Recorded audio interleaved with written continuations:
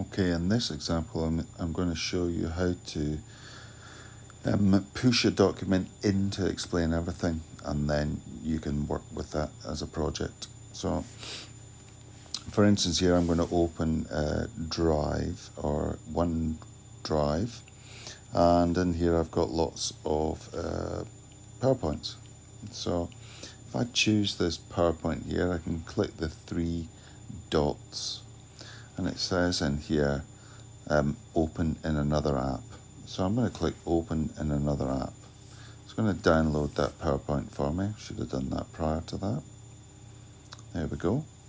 So I can scroll along here at the top and think, well, it's not there.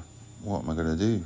Click more, scroll down, and then hopefully you'll see Explain Everything. Open that up. It will calculate all your pages, show you all your different pages.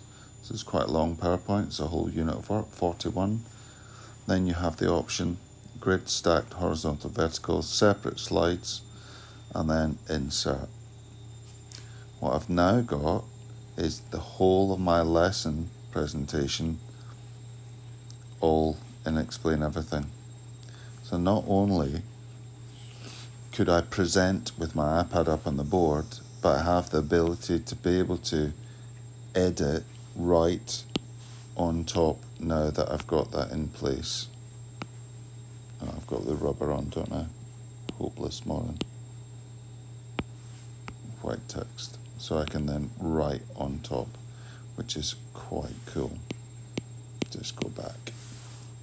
So there you go. That's how you can use this as a present tool. Oh, last thing, if we change this to presenter so that it cuts down actually what the students see on the board, but this then allows you to easily tap through and go to the next slide, tap onto the next slide, click this, and then we can actually point to things.